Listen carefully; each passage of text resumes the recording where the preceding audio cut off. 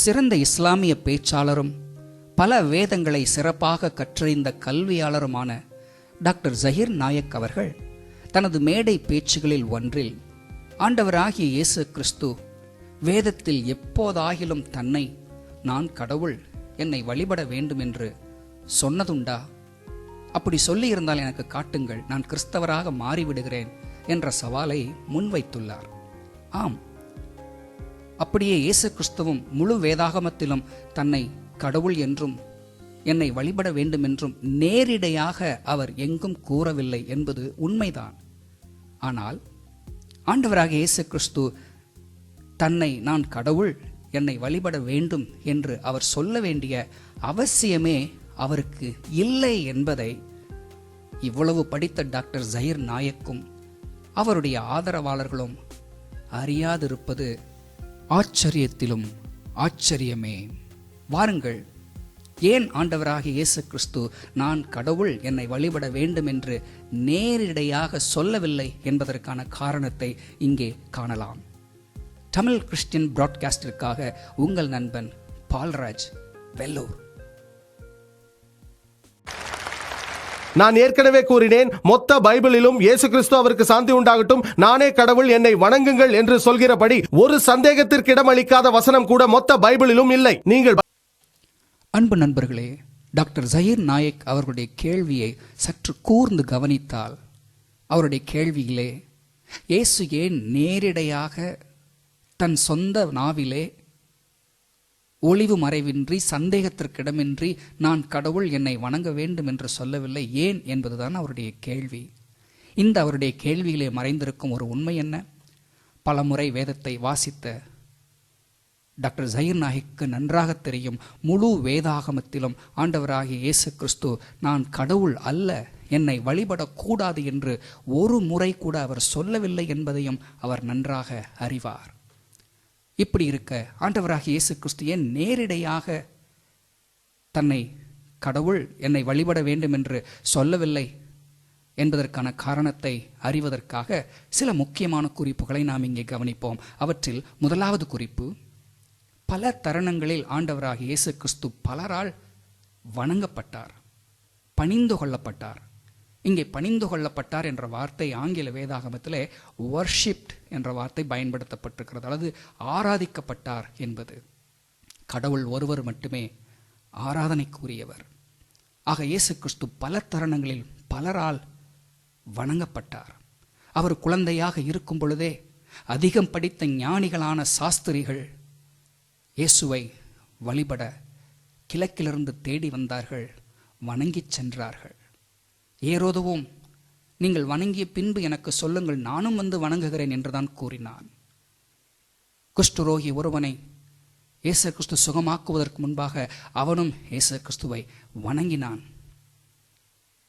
தலைவன் ஒருவன் வந்து தன் மகள் மரித்து போன செய்தியை சொல்லுவதற்கு முன்பாக இயேசுவை வணங்கிய பின்னே தன் மகளை வந்து உயிரோடு எழுப்பும்படி கேட்டுக்கொண்டான்.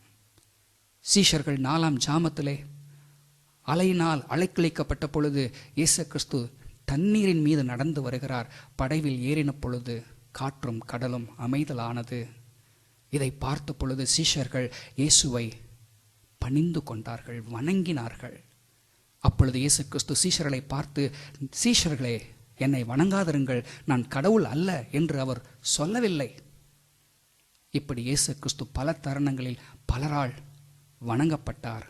அவைகளை இயேசு கிறிஸ்து ஏற்றுக்கொண்டார். இருப்பினும் இயேசு கிறிஸ்து ஏன் நேரிடையாக நான் கடவுள், என்னை வணங்க வேண்டும் என்று சொல்லவில்லை? காரணம், இயேசு கிறிஸ்து தேவனாக இருந்தும் அவர் மனிதனைப் போல மாம்சத்திலே தன்னை வெளிப்படுத்தி இருந்தார். மனுஷர் சாயலாக அடிமையின் ரூபம் எடுத்திருந்தார். தனக்கும் மனிதனுக்கும் இடையே இடைவெளி வருவதை தவிர்த்தார்.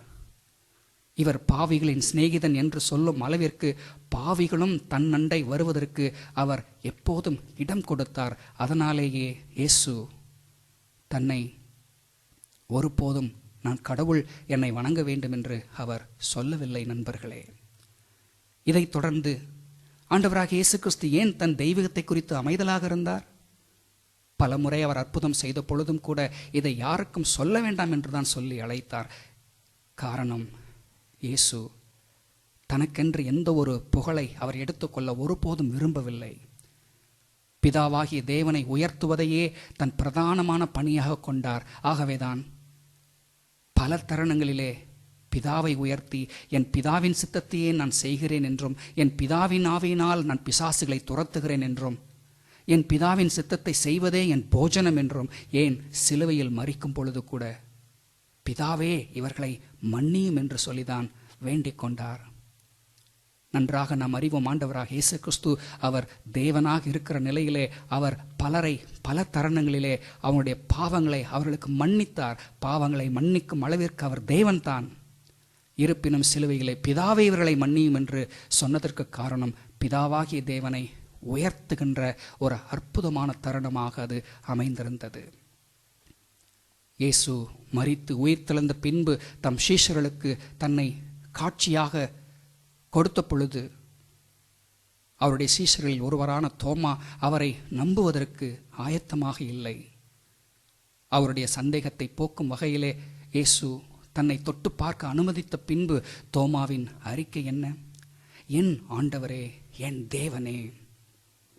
இப்படி தோமா இயேசுவை ஆண்டவர் என்றும் என் தேவன் என்றும் அழைத்த பொழுது இயேசு கிறிஸ்து, தோமாவே, நீ தப்பாக கூறுகிறாய், நான் ஆண்டவர் அல்ல, நான் தேவன் அல்ல என்று அவர் கூறவில்லை. மாறாக தோமாவின் அறிக்கையை அவர் அங்கீகரித்தார் என்பதுதான் உண்மை. நண்பர்களே, முடிவாக இயேசு கிறிஸ்து ஏன் தன் தெய்வீகத்தை குறித்து நேரிடையாக அவர் கூறவில்லை, நான் கடவுள் என்னை வணங்க வேண்டும் என்று அவர் கூறவில்லை என்பதை அறிவதற்கு ஒரு நடைமுறை கேள்வி ஒன்றை டாக்டர் ஜஹீர் நாயக் அவர்களுக்கும் அவருடைய ஆதரவாளர்களுக்கும் இயேசு கிறிஸ்துவுடைய தெய்வீகத்தை சந்தேகப்படும் அனைவருக்கும் முன்பாக நான் இங்கே வைக்கின்றேன். அந்த கேள்வி என்ன? உலகில் உள்ள எந்த ஒரு தகப்பனும் தன் குழந்தையை பார்த்து, நான் உன் அப்பா, என்னை நீ நேசிக்க வேண்டும் என்று எப்போதாவது சொன்னதுண்டா? நாம் அனைவரும் நிமிடம் யோசித்து பார்க்கலாம்.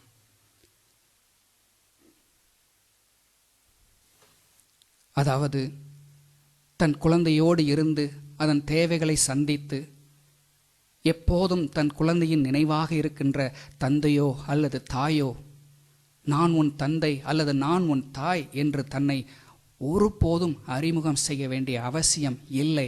காரணம், தன் தந்தை அல்லது தாயின் செயல்களை கண்டு அந்த குழந்தை தானாகவே இது என் தாய், இது என் தந்தை என்று அடையாளம் கண்டுபிடிக்கும். இது போல்தான் ஆண்டவராகிய இயேசு கிறிஸ்து இந்த பூமியிலே வாழ்ந்த பொழுது தம் சீஷர்களுக்கோ அல்லது மற்ற மனிதருக்கோ எவருக்கும் நான் கடவுள், என்னை வணங்க வேண்டும் என்று அவர் சொல்ல வேண்டிய அவசியம் அவருக்கு இல்லை.